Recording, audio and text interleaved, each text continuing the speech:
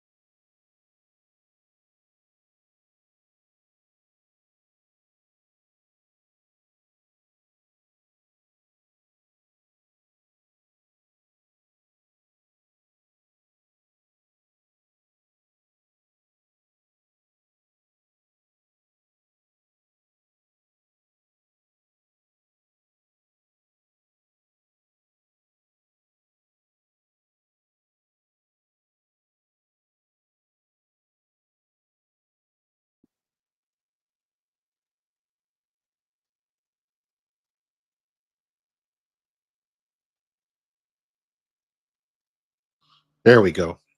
I don't know why this keeps changing. You know what? Let me take this thing out.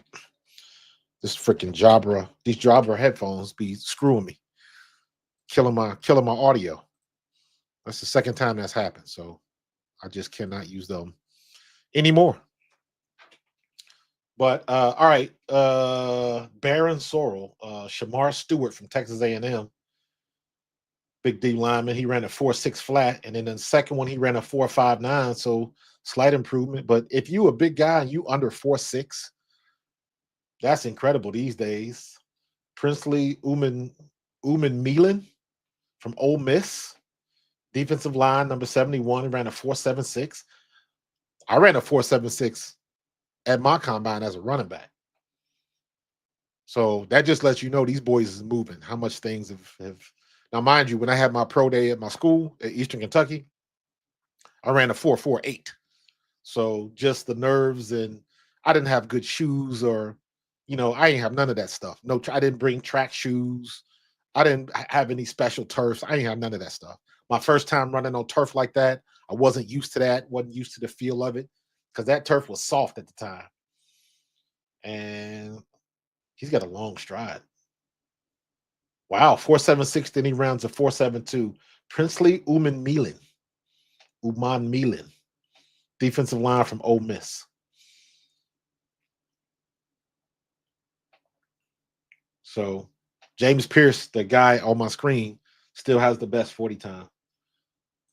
Let's see if we can get live results. Are they like going in order? Like I don't think this is um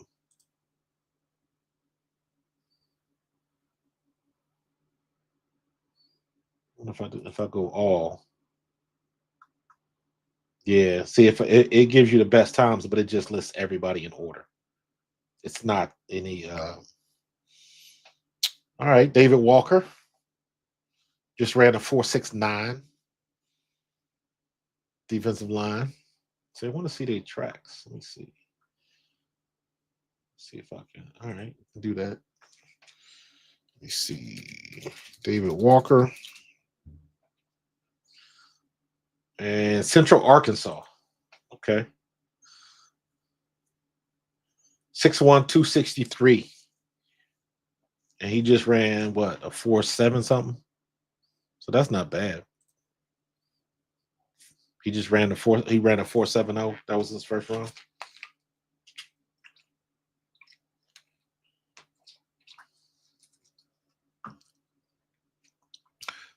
They are back to commercial now. So let's go see. Let's take that out. And let's have a look at everybody. This is all big boys, so you're not going to see too many super fast times. James Pierce, 4.47. Fadil Diggs, 4.57. Shamar Stewart, guy from Texas A&M, ran a 4.6 flat. John Joyner, 4.61. Tyler Barron from Miami, 4.63. How big is he? Tyler Barron, I thought, what's his size? 6'5", 258. That's what I'm talking about. So you got to keep that in perspective. He's an edge rusher. He ran a 4.63 at 6'5", 258.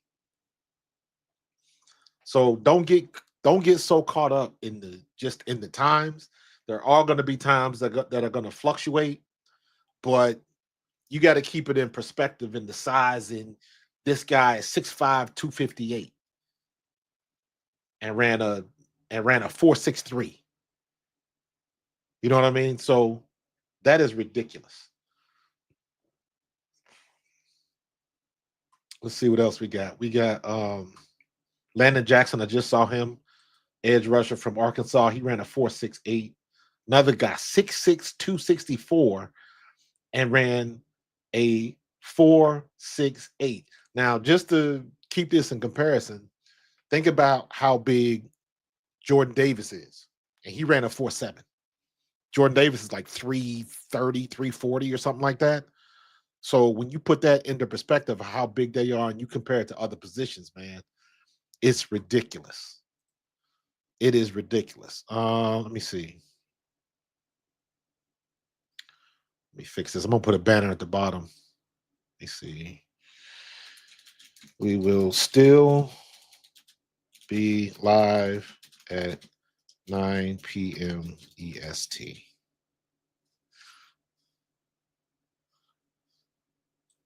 I'll get rid of that.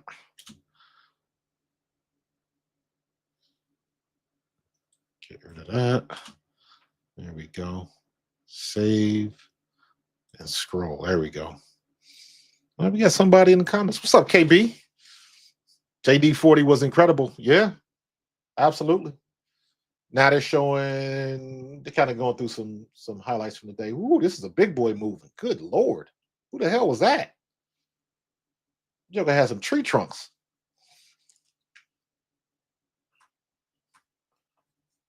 Let me see. I'm going to be going back and forth so I don't bore you to death. I'm going to be switching back to the studio. All right, looks like they are in the second or the next part where they're doing field drills. The field drills are kind of subjective. I know they time them. How basically they're measuring to see how fast people can get in and out, change direction. That's when the guy's sitting there with the ball, taking you different directions and all of that. Go back, come forward, left, right, and then you got to take off. And then there'll be another guy 10, 15 yards down, and you got to sprint to him. So it's not necessarily for time, but it's just to see your read and react and how you can change direction, how quickly you can open and close your hips and go low to high and basically just accelerate out of it. And that's kind of simulating if the play is ahead of you or the play is on the other side, and how fast can you get to the play? How fast can you get to the ball? Just things like that, man. So, of course, they're looking at Abdullah Carter for Penn State. Like his change of direction speed, they got him ranked at a 95. So let me see if I can get that in here.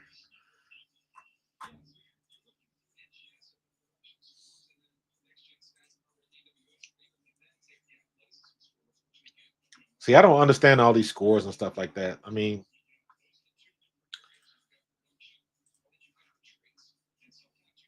Combine IQ. Let's look at that.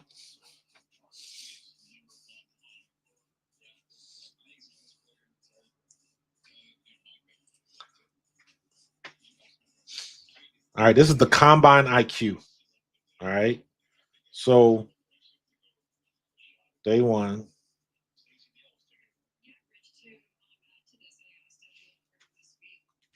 Let me see. They got like a little bit of combine analysis. Nebraska defensive tackle Ty Robinson. This was at 4:38. So this was almost 2 hours ago, about an hour and a half ago. Nebraska defensive tackle Ty Robinson ran an unofficial 4.83 40-yard dash, the fastest time among this year's defensive tackle class. Robinson also led his position group at top speed at 20.64 miles per hour and speed at the 10, 16.98. The 10-yard split is more important for defensive linemen than the 40. You can have an average 40, but if your 10-yard split is good, that's where it is, because you figure that's the 10-yard split is basically a quarterback's drop from the line of scrimmage. If he's in shotgun, he's dropping back 5 more yards. So that's 30 feet. You feel me? So the 10-yard split for big guys, offensive linemen, defensive linemen, everybody in the trenches, that 10-yard split is what they are looking at. It's great that if you're overall 40, if you can get to the top speed quickly, if you can get to your turnover quickly, and maintain it, maintaining your speed is what gets you a good 40 time. Acceleration is what gets you that good split. So for the big guys, that split is paramount for them, because it's all about getting off the line of scrimmage, getting off the ball, and getting to the quarterback.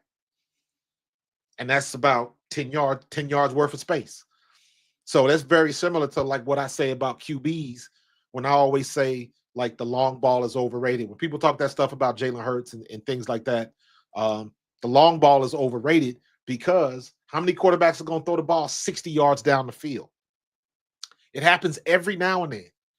Long bombs and stuff like that, every now and then.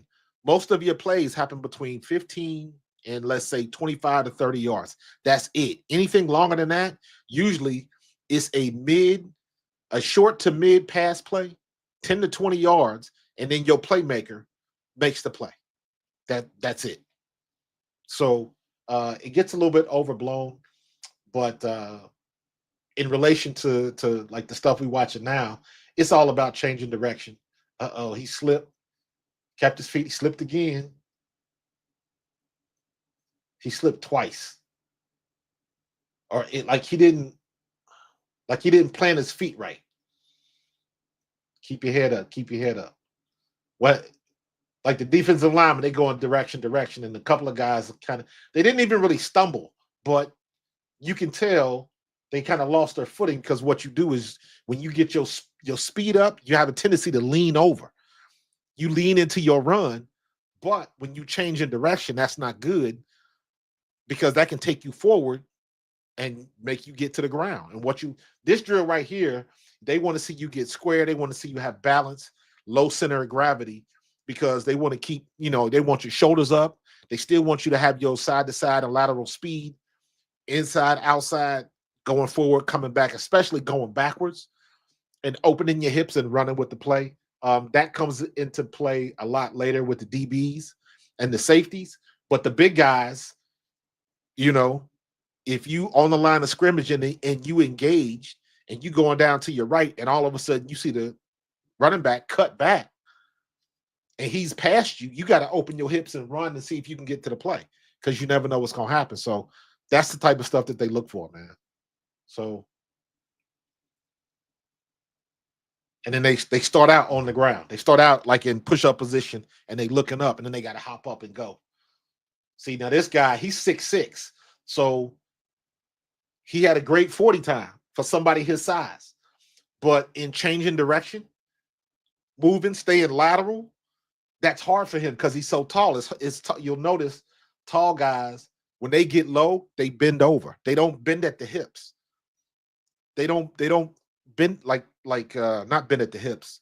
Like almost like squatting. If you've been in the weight room and you squatted, you're supposed to keep your chest out and your head up, and then you squat down. So everything is going with your quads and your knees bending.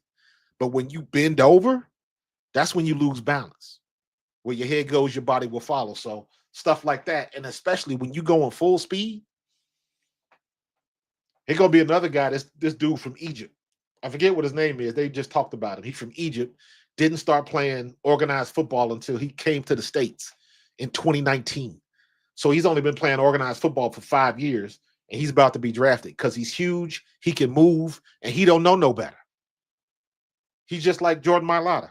All I'm doing is what I was doing. He was a CrossFit dude doing all that crazy stuff. He was one of those type of athletes and ended up at Texas A&M. This is the guy that got the fastest 40 time. Now he's just fast. You can tell. They might have to move him to wide receiver or tight end. He's huge. He's like 258, but can run a 4.47. Put him at tight end and let him go.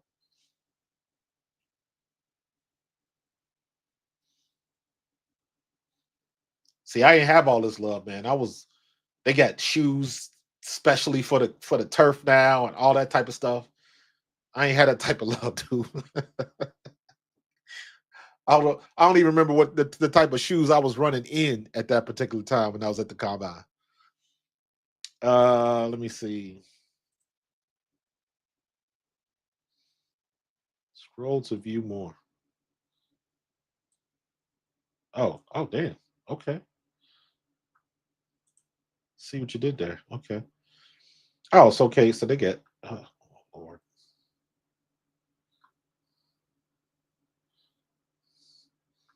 Yeah. See, they give you these grades over here, but yeah, I'm gonna have to learn this, man. Zeke, Vernon Broughton. I just saw him, the guy from Maryland. He was just up there. How do I guess you can't.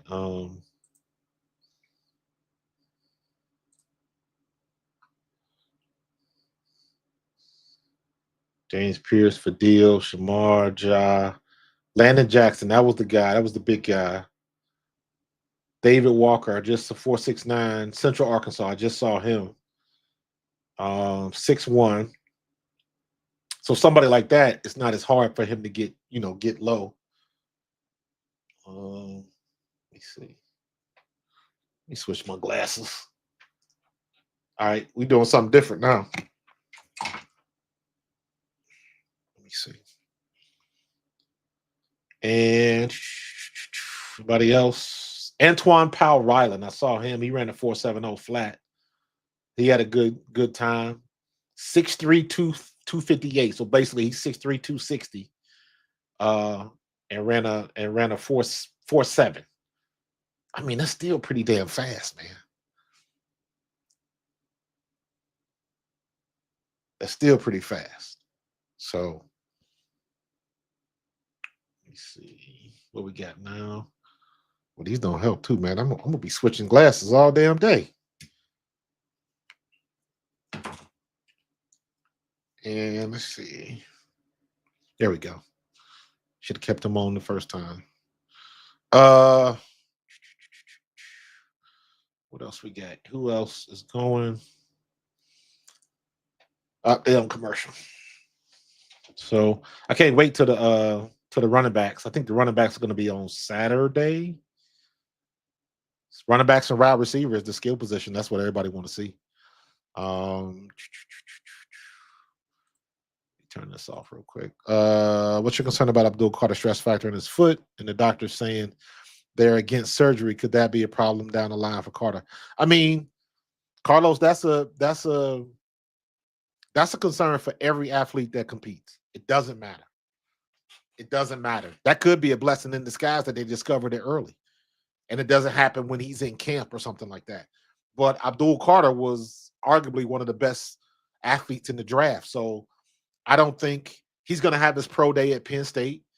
I don't think it's going to be too much of a problem because since he ain't going to work out here, he can wait for another couple weeks, let it heal up a little bit more, give a good performance at at Penn State and then shut it down some more, wait till it heals all the way, and then be ready to rock and roll for the draft or for camp or whatever's going to happen. So I don't think that's going to sway too much. He might end up being this year's Jalen Carter, because you got to look at it like off the field issues or medical concerns. They go in the same boat.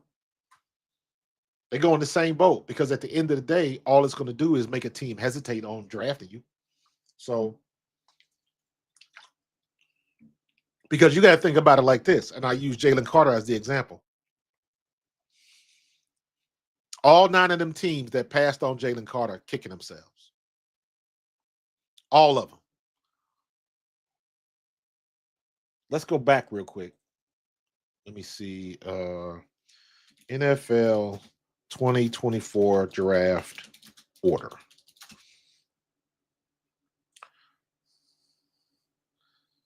You knew Caleb Williams was going, so they're good with that.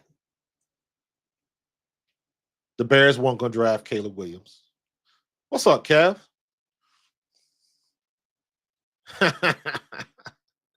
I think I can still take Rich Eisen, but yeah, my 40 time is going to be pretty bad. I would have to listen. This had to be about 10 years ago now. I did the Spartan race here in Philadelphia. I got with me and one of my buddies that I work with at Apple. She was in phenomenal shape. And she basically drugged me through that whole thing, but I finished it. But I always told myself I might do another one. But man, listen, I called myself going to the gym, getting in shape for that. And for the most part, I got in pretty decent shape. But doing something like that, that's if you really want to do it, because there's 2 types of people. There's 3 types of people. People that do it to compete, people that just want to do it, and then people that just want to say they did it. So I wanted to do it. I wasn't trying to compete, because there's a group of people that they give you time blocks to go off on. And there's a group of people that they got wristwatches and official like timers and things like that. And this is a competition for them. So they go on, I think you gotta compete in at least like 2 or 3 of them or something like that. And then they compile all the times and the best times where they win awards and all that type of stuff. So there are people that are serious about it. And then you got people that was like me. I want to do it. I was a professional athlete. I want to say that I did it. Like I did it. I wasn't just trying. Like, so there's people that want to do it. You go through all of the obstacles and you do everything. And then there's people that just want to say they did it. And it might be a group of girls from your job, maybe raising money for something. They don't do all the obstacles. They do the course, and they'll get to an obstacle and they'll decide if they want to do it. They'll decide if they want to try to go over the wall, because a lot of that stuff in the Spartan race is like team building stuff. So a lot of the stuff you don't want to do by yourself. Because what we did, it was me and my buddy Siobhan. There was one particular section where you got to go over the wall. And that's a team building thing, because everybody ain't going to have a vertical leap to be able to run up and grab on the top of the wall. And then if you do have it, do you have enough upper body strength to pull yourself up? So, and then what you do is you always get a big group of people that wait at the wall, and the strongest people always go last because they're trying to help everybody else get over the wall. It's an ego thing. You want to be the person that helped everybody get over the wall, and then you got it. And it becomes a really huge team building thing. It's really cool because then everybody's cheering everybody on and climbing the rope and I couldn't climb the rope. I couldn't, because like that's shit that you got to practice. Like my girl Siobhan did, she was up and down. Like I said, she was in phenomenal shape. But I got halfway up that thing, and like there was a technique you could do, because I hadn't practiced, so I couldn't figure out how to wrap my legs around and push off with my legs and do all of that kind of stuff to make it easier. If I'd have been able to practice it for a couple of weeks, if I'd have been somewhere with a rope where I literally could have practiced, I probably would have been able to do it, but I got through the end of it. It kicked my ass. Um, I was out of commission for almost a week. Like it took me a week to recover from that. And I'm somebody that's used to, you know what I mean? We got that used to be a pro athlete ego. But when you haven't been in a gym, or I can't say that because I did work out regularly, but there is a difference between working out and really working out with a goal in mind. I say like like trying to get in game shape. There is a huge difference. There is a huge difference from somebody getting in shape and then you getting in game shape. Game shape is another gear that if I really, really had to do that again, I could do it, but you don't want to.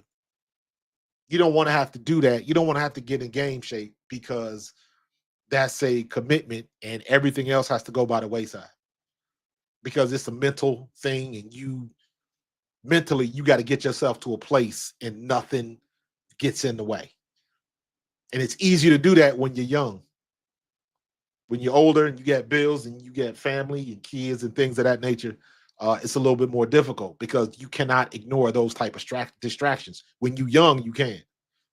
So, um, yeah, man, that Spartan. It was fun though. I would love to do it again, or do the mud run, or do the what's the not the Spartan race? What's the real big one that they do where they run through the they run through the muddy water with the electrodes on it. What's that called?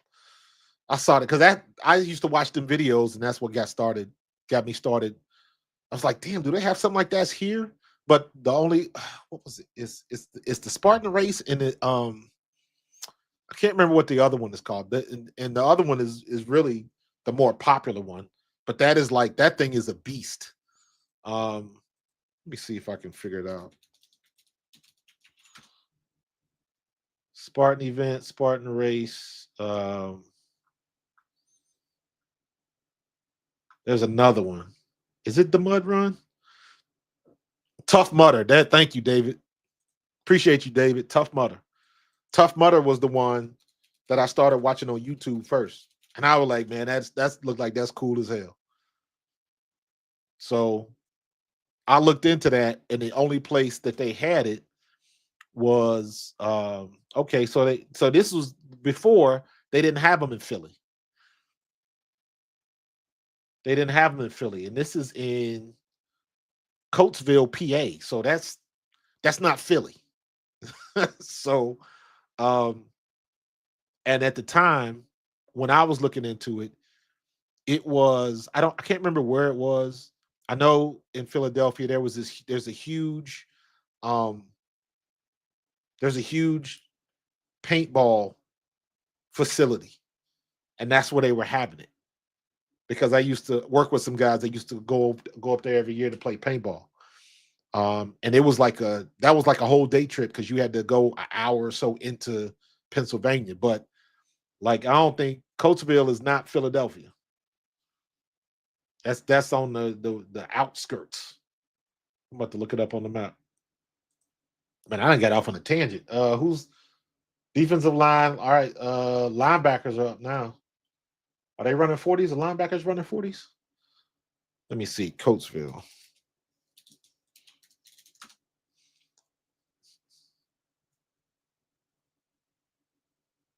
Yeah. So this is Coatesville. Yeah. So here's Coatesville, and here's Philly. So this is Philly around here. This, if you further out than damn Valley Forge, you are not in Philadelphia. All right. So Coatesville is way the hell out there, bro. Coatesville ain't no joke. That's out there. You pass Longwood Gardens. Yeah, Coatesville is not close. So when they say, Tough Mudder Philly, that ain't Philly. And when I was looking into it, I was like, I ain't going all the way out there. Shit, I might not even make it home. Fall asleep in the car or some shit. All right, they running around the bags now, just smacking the bags and all this type of stuff. And I don't know it's hard to gauge what they're looking for. Again, more explosiveness coming out the bags, hitting the bags. See, Came around the corner, lost his balance, all that type of stuff. Lost his. It's hard to turn that corner, that 90-degree, man. He go to big guy again. Good turn. See, he's so tall. He has a hard time getting low. Jackson, that's his name. I think Landon Jackson. What's up, Bob? He has a hard time getting low. Ooh, that was terrible, dude. He slapped the pads and then left his chest out. One of them big offensive linemen gonna put that hand in your chest and gonna drive you to the ground. That's the type of stuff that they look for.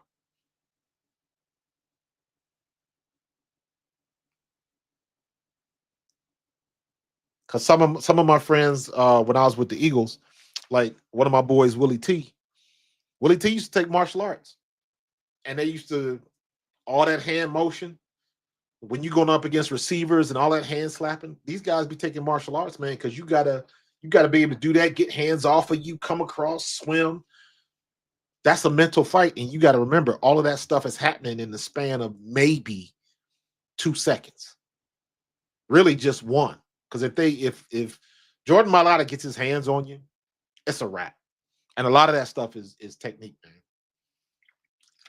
It's technique. I never forget. In camp, we doing warm-up drills. We warming up with the running backs and wide receivers. You do basically one-on-one drills against the DBs. You warm up. It's nothing crazy, but sometimes it can get a little competitive because you going and you talking smack to each other and all that kind of stuff. And basically you line up against each other and you going to make one move, but everybody know you going outside. Is we warming up. Quarterback's just trying to throw the ball up and have you run under it. And the DB has to run with you and try to get the ball. And I just remember one time I was up against Eric Allen, Hall of Famer Eric Allen.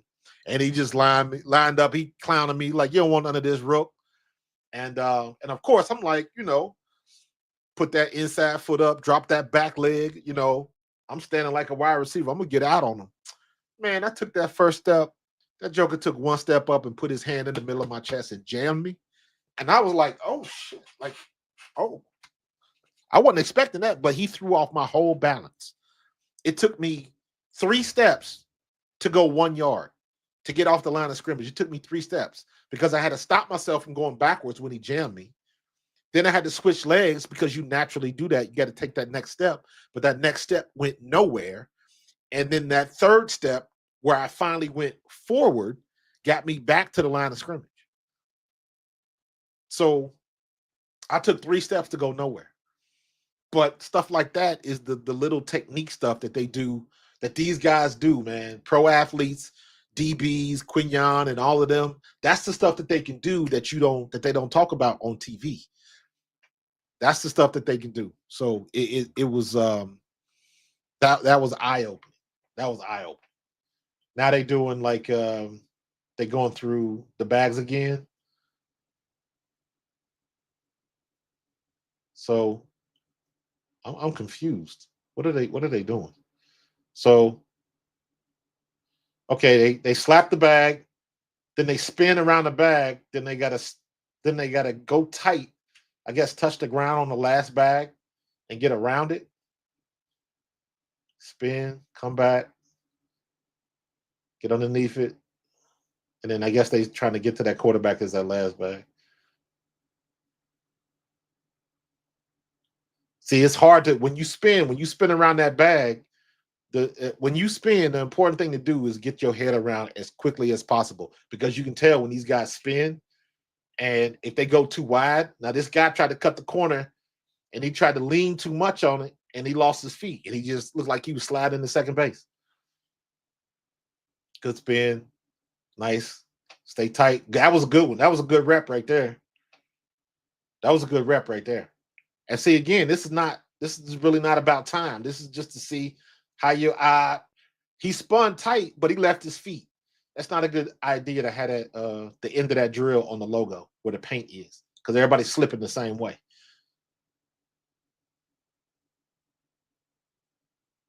Good job, good job. Good job by that Egyptian dude, number 50. He looked pretty good. Somebody gonna pick him up. Yeah, a lot of these guys don't know how to spin. Spending is that's an art. I didn't spend much. I didn't spend much. There go big guy again. Yeah, he is like that dude is huge, man.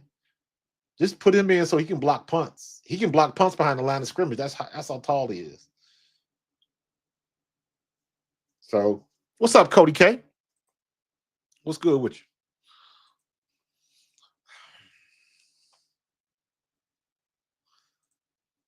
Trey Smith being franchised probably bumps Becton up other teams' wish list. Probably, but I have a suspicion that Mekhi Becton is not going to go anywhere.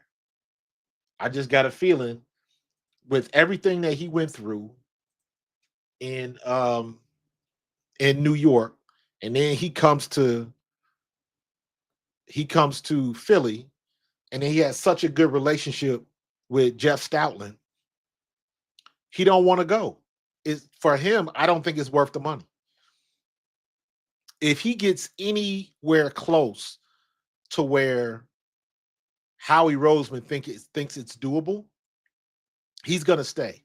And this will be a situation where, and people say this all the time, Mekhi Becton has to let his agent know what he wants, because the agent is going to do what they hired him to do. The agent is going to get the best deal for Mekhi Becton.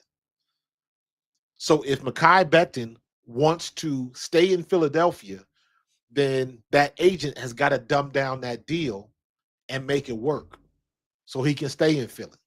But that kind of goes against what he's supposed to do as an agent. But I think Mekhi Becton's going to get a lot of offers. Somebody mentioned something earlier too about his his shoe came off. Oh, he slipped again. Well, man, his shoe came off. Oh, damn, he ran out of his shoes. But Mekhi Becton has to stay. He has to let his agent know what he wants to do. And I would think that he is going to let Howie Roseman know what he wants to do, because it is my opinion that Mekhi Becton can get paid. He can get the bag, but he had such a good experience. I mean, like, this dude is like very emotional, and he had such a good experience here. And for it to get to the ultimate end, I think he would rather stay. I would think he would rather stay here and make less money, because you got to remember, Mekhi Becton was a first round pick. Matter of fact, they were showing clips of him when the combine started, because he ran a really good 40 time for somebody his size. So I think Becton stays. I think Becton gives us a hometown friendly discount. I just won the Super Bowl discount. Jeff Stoutland finally believes in me discount. I think he's going to do that for the Eagles. And I think this is going to be one of these guys that they choose the culture over the bag. That's one of the things I'm going to talk about tonight on the regular stream. I'm just doing this because I just got into watching the combine. They showing the clip now where they overlaying it, and James Pierce, the defensive edge, they showing how much faster he is than Patrick Mahomes. Patrick Mahomes ran a 4.8. This dude, as a defensive end, ran a 4.57, a 4.47. So, I believe he was. I think Becton may have been a little early. I think Becton may have been a year early. Hold on. Kai Becton. Yeah, I think you're right. He was born 25. He's 25 years old.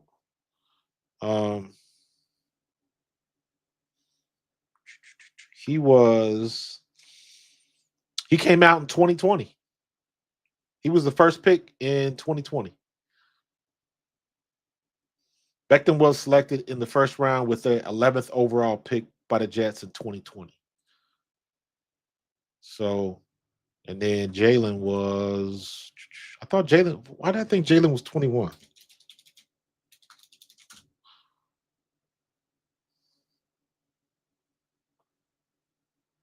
Jalen Hurts.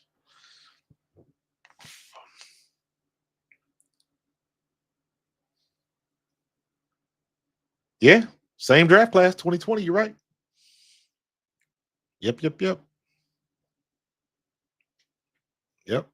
So, um, but yeah, I think Becton, his personality and whatever he was going through in New York, and he was like, screw them dudes, screw them people. And I'm telling you, man, Jeff Stoutland, and we getting kind of in the same boat with Vic Fangio. Um, we got two guys in here that like transcend. I don't even know how to position it. Like they transcend coaching. Like guys want to be with these teachers. It's almost like in high school, everybody got a favorite teacher, whether you needed to take the class or not. You took the class because that person was teaching the class. Everybody knew a teacher like that. Everybody. I suck in math, but I know they Mr. So and so is teaching the class, Miss So and so is teaching the class because everybody got them teachers that you click with, that you relate to. There's always a teacher that gets you, and at least it was when I was in school. It's different for these young kids now, but I went to a high school, Princeton High School, out of Cincinnati, Ohio. Put your hand over your heart every time you say it. Listen, I found one of my one of my principals on Facebook. And he was like, "Is this the Marcus Thomas that used to go to Princeton High School and won the state title back in 19?" Like, yo, this is Mr. Estep. This is Mr. Hamilton. I was like, what? And you have affection for those people. It just doesn't. My twin sister is a teacher now, and it just you don't get that a lot nowadays. When I was in college and I came home, my high school, we had a phenomenal gym. Everybody worked out in our gym. It was phenomenal for 1980, 88. From 84 to 88, we had a big ass gym. Um, but it was a thing that when you went to college, when college goes on break, they do that before the high school does. So all of the college kids would come back to our high school. And we see them in I was a freshman when this dude was a junior or a senior. Now they went to Indiana State. Now they went to Iowa State. Now they went to Michigan State. The quarterback at my high school, Michael Taylor, my freshman year, he was a senior. He ended up starting for Michigan, winning bowl games for Michigan. I believe he was the first black quarterback to win a bowl game for Michigan. I could be wrong, but look him up. Michael Taylor, quarterback for Michigan Wolverines. William Reese played for Michigan State. So, but those guys, we all would come back. We all would come back. And that was just the thing, man. So I'm saying all that to say uh, the relationships we had with our teachers is very similar to what Mekhi Becton has with Jeff Stoutland. And he don't want to go because somebody like that, that's sensitive like that, and things like that affect him. You want to be where you're comfortable because where you are comfortable is where you play the best. There's a misnomer that sometimes to get the best out of you, you got to put yourself in uncomfortable situations, and that is true for some people. Not everybody. Not everybody reacts to that type of stimulus the same way. Some guys ain't good when you throw a lot of stuff at them. Some guys are. Some guys can't plan worth shit. Just throw me in the fire. Just put me in and tell me where to go, and I'll figure it out. Some people work best like that. Other people need a intricate, very detailed plan. If you tell me exactly what I got to do, when I got to do it, I'm gonna get it done. So you don't deal with people, you deal with personality. And I think Mekhi Becton is one of them people where he is one of those guys where his environment matters to him, and he wants to be where he feels like he's wanted. And I think Philadelphia is, dude, he's 6'6", and we moved him to guard. Like, do y'all understand that? He is the same size as Lane Johnson, and we moved him to guard. That's crazy. And he played well. He had a couple hiccups, but for the most part, he played well. So I don't think Mekhi Becton is going anywhere. I think our biggest things, I talked about this the other day. I think our biggest worries, not worries, but I think our number one, our chief concern is to sign Zach Bond. That's number one. In my opinion, number two is Mekhi Becton, because our offensive line has got to stay as tough as it is. So I think Zach Bond and Mekhi Becton. I think Milt Williams we're going to lose, or Josh Sweat we're going to lose. But I think it's going to be Milt Williams, and I think Josh Sweat might give us another hometown discount. I think Josh Sweat might end up going out like Brandon Graham did. He just might stay here, collect his money, and possibly win another Super Bowl. People tend to forget, man. It looks better when you say it out loud. It sounds better when you say it out loud. The Philadelphia Eagles have two Super Bowl victories in 7 years.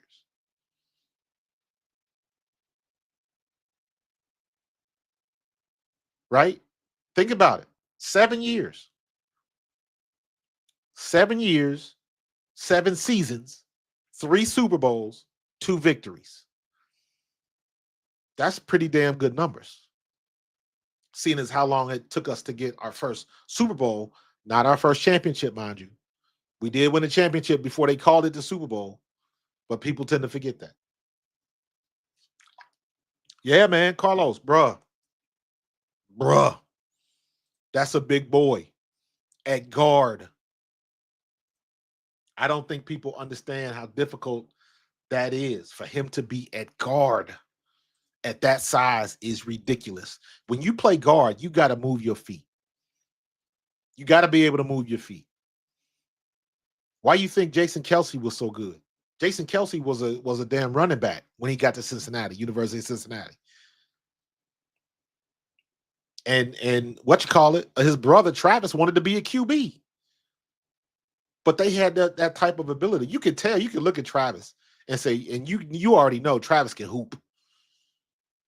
You already like he got that type of build and swagger about him. You know, like he could hoop. Like same thing with Cooper DeJean. Have you ever seen his basketball highlights? Oh my God, he was jumping out of the gym. But you think about Jason Kelce and how good he was at center, how good he was at moving and pulling, and because he was a running back, he knows how to move his feet. That is the most important thing when you are an offensive lineman, moving your feet. Guard, tackle, guard. Those are the guys that move the most on the offensive line. Tackles tend to go backwards because you're protecting the edge. Guard, center, guard, those are the guys that's pulling. And Mekhi Becton was pulling on the regular. Now, sometimes you could tell he was learning on the job because I remember a couple games and I called it out that he was like I think it was the LA game in the snow. We were on the goal line and he pulled, but he didn't stay tight to the tackle. The end man, he was pulling to his left and he didn't stay tight enough. And when he got to the end man on the line of scrimmage, he turned up towards the line of scrimmage and went too wide. And the linebacker slipped right underneath him and got a tackle for a loss. If he stays tight to the hip, he kicks that guy out and Saquon walks in. Like little things like that, like spacing and footing and like stuff that I would notice as a running back. And I'm like, bro, if you hit that tighter, nobody can slip underneath you. I'm running right behind you. We walking in the end zone. But he was learning on the job. So the week after that, totally different. Totally different. He didn't have a good game. Our offensive line in LA in that snow game with the Rams did not have a good game. Jared Verse ate our lunch. and we still came out with the dub. So I can see use re-signing Becton also for Lane Johnson insurance so he can possibly go to right tackle. Yeah. Because listen, I don't want to get rid of Tyler Steen. Steen is good. Steen is good. Um, I think, who's going to back up Landon Dickerson. And listen, Landon Dickerson showed how valuable he is. He got his bag already. But again, that's props to Howie for getting these guys signed a little bit early because you know how valuable they are. And if you let them sit, they're going to play up to their level and they're going to demand what they're worth. So you got to figure out a way to, why you think he did what he did with Mailata. He just got a nose for that type of stuff. So this season right now, like what's going on right now, I'm like, Howie, it's all you, bro. You got it. I ain't worried a little bit. Howie Roseman got this. And the salary cap just went up. Come on, son. We'll be talking about that tonight some more too. The salary cap just went up. So now we got more elbow room. And you already know, Howie Roseman is not staying at 30 damn 2. We picked 32 because we won the Super Bowl. Howie Roseman ain't staying there. That joker gonna be wheeling and dealing, and we gonna have picks on picks by the time the draft rolls around. Howie will mess around and get us back in the top 15 if need be. But they were just talking about it today that this is a good crop of players that you're going to get first round quality players in second, third, and fourth rounds. At least that's what they're saying. You never know what's going to happen with that. So, but I think we're in good shape, man. I think we're in good shape. So they doing more drills, more D-line drills, running around, more cone drills, change of direction stuff. They pushing the camera back. They done piss somebody off. Is that a drone?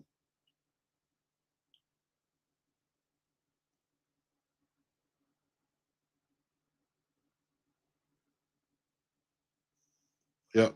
So Slade, Milton, Sweat gone. Howie finds a way to take Bradbury and Huff off the books as well. Well, Bradbury gonna be up out of here. And let me be honest with you, man. I ain't mad at Bradbury. I ain't mad. He stayed. He played out his contract. He was hurt, so he got healed. So I can see Bradbury getting another maybe 2-3 years out of the deal. Not in Philly. Bradbury's gone. Kenny Gainwell's gone. I feel bad because I really like Kenny Gainwell. Kenny Gainwell did not get the credit that he deserved for being the best pass blocker in the backfield because he saved Jalen Hurts' bacon many times. Saquon got better as the year went on and he figured out what he was supposed to do. But Kenny Gainwell was that dude. And Kenny Gainwell, every time you try to put somebody ahead of him, he ain't having it. Saquon is different. But I like Kenny Gainwell, man. I like Kenny Gainwell. Say they move like mud. You know what, Carlos? That just brings up a point that I try to make all the time. Like the dude they showing now, 52. That's the dude I was saying. Like he has a hard time getting low because he is like 6'7". He has a horrible time getting low. But watch his tape. Watch his tape. There's too many people. The only time you see these guys right here is what you're seeing right now in the combine. You gotta watch tape. I am efforting to get my friend Ian Cummings on here again because Ian Cummings, he is in his season. The draft is his baby. So this joker does some analysis that's just like off the chain. I had him on last year, but I know he's gonna be hard to get because this is his season, so he like super busy. But this dude knows everything. So shout out to Ian, man. Ian, if I can get you on, I'm gonna get you on, bro. If you got time, because I know you running in 80 different directions, bro. But so yeah, man, this is They move like mud, but a lot of this you gotta watch the tape. You gotta watch the tape. Because these guys, man, when you looking at them on film and when you see him against competition, it's like, man, he looked a hell of a lot faster than the time he ran. And let's be honest, everybody don't run a good 40 time. It's almost like when you in school, are you smart or do you just not test well? I that's a real thing. That's a real thing. I had somebody explain to me one time. What did he say? He said, you know how what did, you know how you are good. No, I think I saw this on a television show or something. But the way they explained it, it spoke to me. And he said he was talking to somebody that was an athlete. He said, do you know how you're good at football and lifting weights and all of that type of stuff? And the guy was like, yeah. And he was like, that's how I am, but with books and schoolwork. It comes easy to me. I remember everything. So school is my sport. And I never had somebody explain it like that. And I was like, that makes total sense. Some people just got that aptitude. Some people can look at something and never forget it. Some people can read once and remember everything. I never had that. I never had that. Or maybe I did and I took too many bumps in the head when I was little from playing Pee Wee football. I don't know. But, crazy stuff like that, man. You gotta really and this is the thing that you have to be careful of in watching the combine because you can't judge, and this it happens every year. You can't judge somebody's future based on what they do here. You gotta watch the tape. And there's so much attention now on combine. You got people because you got people. They said they open it up. When I went, it was closed. The only people in there were the athletes, the coaches. That was it. It was no press. Nothing like that. They wasn't giving fake interviews and all of that. They wasn't doing all of the shit that they do now. But now it's a business. They're gonna open it up on Saturday. This place is gonna be packed. They're gonna make money off the concessions and all of that type of stuff. They're gonna sell T-shirts and all of that type of stuff. Man, they make money off of it. So it's a totally different beast now. What's the biggest hit that I've ever given and received? The biggest hit I received it was a preseason game in Cincinnati. I remember that because I'm from Cincinnati. So for me to have been able to stay on the team until I played Cincinnati was a big deal to me because all my family was there. My friends from high school could see me play at home. So to me, that was my number one goal in camp. At least make it till we play Cincinnati. So I can at least say I played in my hometown. And I had a decent game. I didn't do much. I didn't get much PT or whatever, but I just know that on a particular play, the middle linebacker blitzed, and I had blitz pickup. And I just remember that joker was big, and I dropped to one knee and just kind of tucked my head over, and it felt like I hit a brick wall. And I think he ended up tripping over me because I ain't gonna lie, I closed my eyes. I was like, ugh, because he was huge. Our offensive scheme was not smart. Our offensive scheme was you had a left back and a right back. There was no halfback, fullback. The halfback, fullback was determined by where the tight end was. So if the tight end just happened to, whatever play you were on, if you were the A back or B back, it just did, like they didn't. Herschel clearly was a running back, but if the tight end was on his side, then he was the fullback. So crazy stuff like that didn't make any sense. You know what I mean? Herschel was clearly not a fullback, but he also was 6'3" and 230 and could run a 4.3. You know what I mean? So just one of those things, man. Man, listen. I didn't never saw LT, never had to go against him.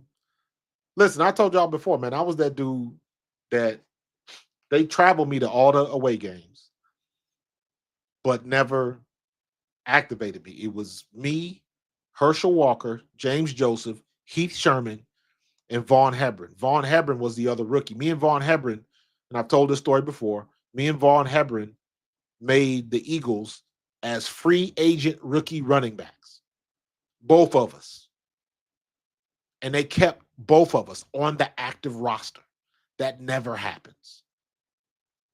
Rarely does that happen. Do they keep two athletes at the same position, free agents? Unsigned, undrafted free agents. Saran Stacy from Alabama, Tony Brooks from Notre Dame. We took their spots. Vaughn was the one that they ended up playing. I was Heath Sherman was hurt. So what they would do is they would travel me to the games, knowing that Heath Sherman was hurt. But because he was under contract, they were playing him and, incentives and all of that type of stuff, all of the backdoor stuff. So they would travel me to the game and I would get dressed. I would go warm up. And then 15 minutes before the game, Marcus, we're going to make you inactive. Go ahead and put your clothes back on.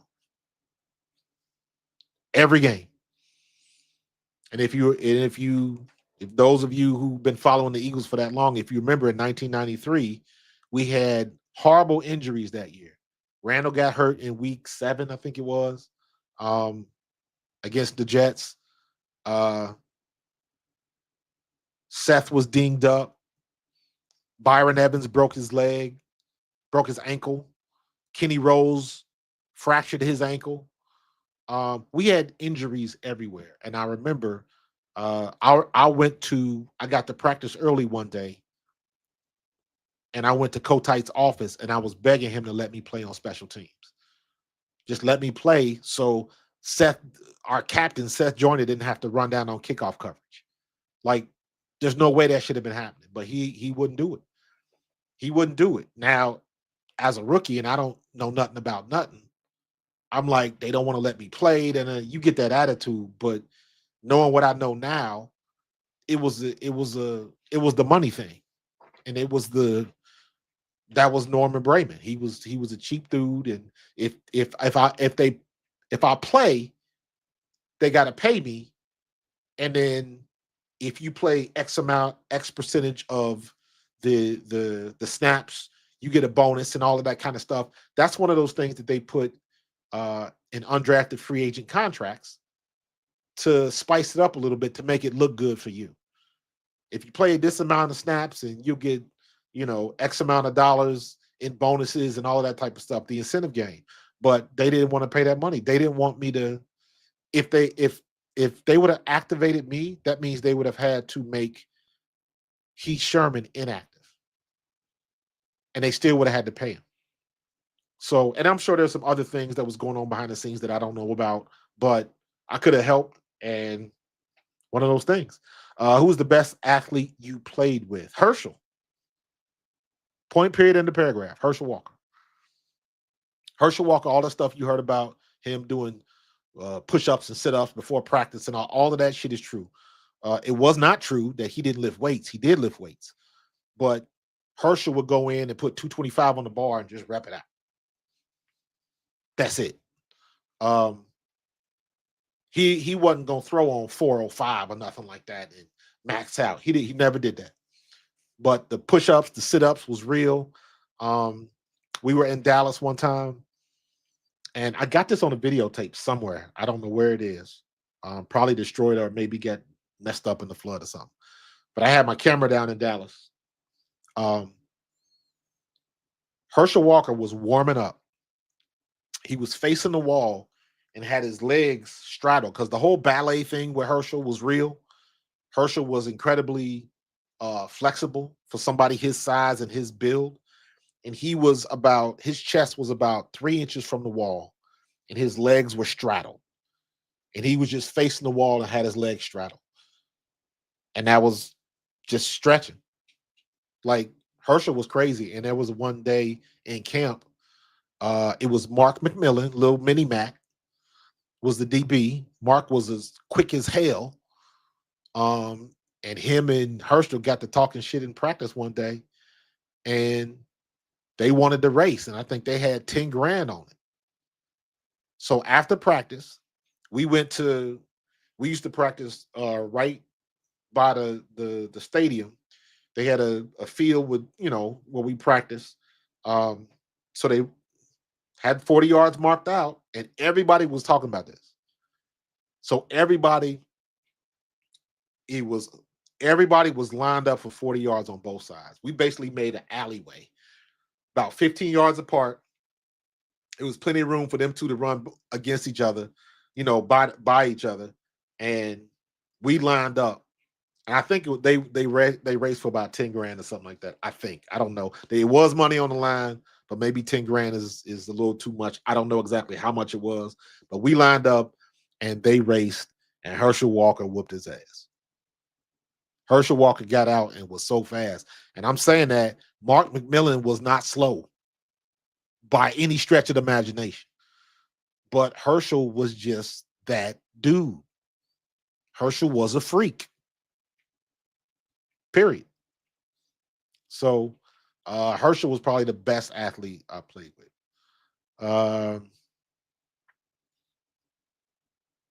Yeah, he was a workout animal, but he was like he would be doing, I'm surprised Herschel never came out with like a, back in the day when Sean T was doing all of that shit. Herschel could have came out with a push up and sit up DVD and probably would have made a ton of money, because that's all he did.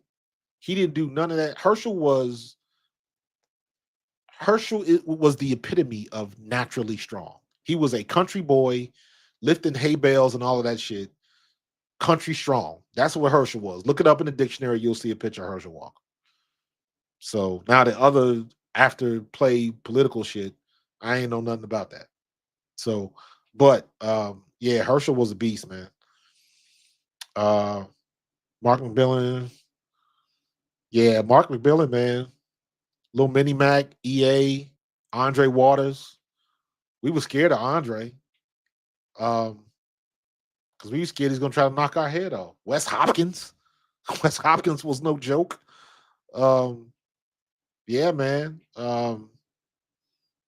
Clyde Simmons at the time,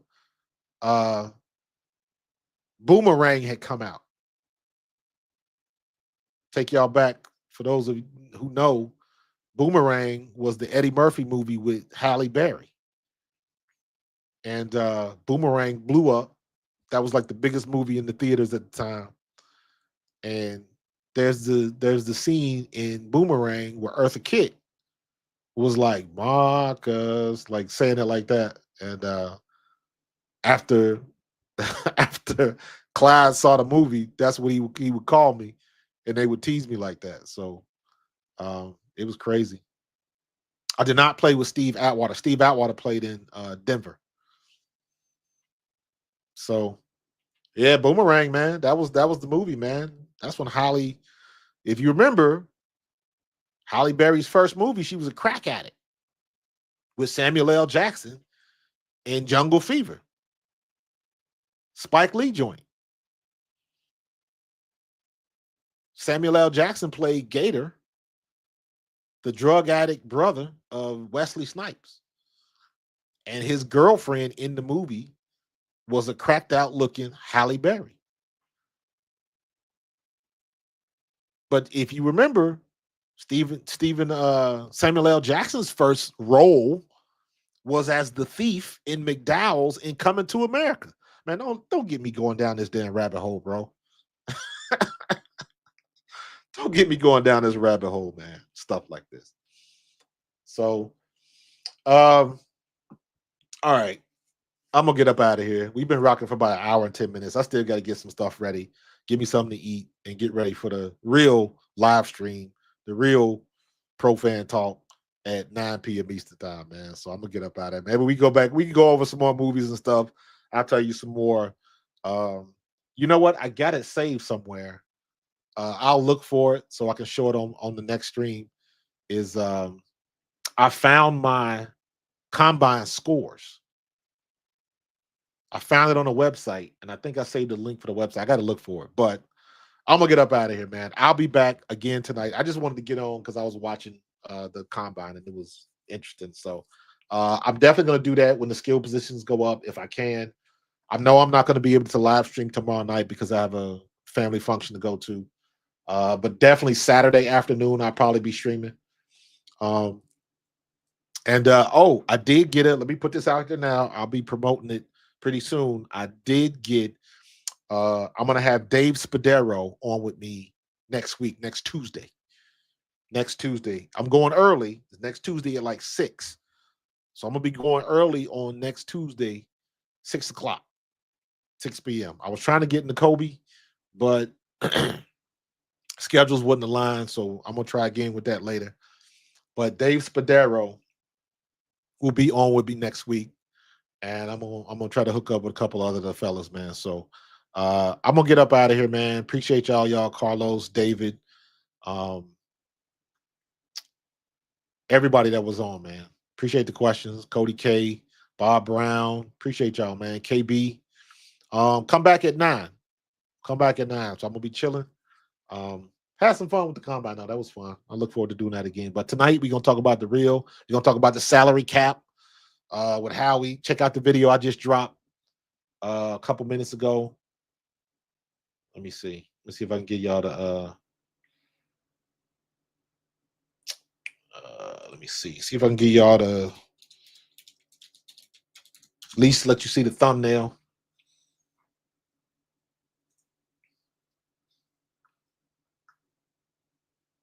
There you go. Salary cap. More money, more money, more money.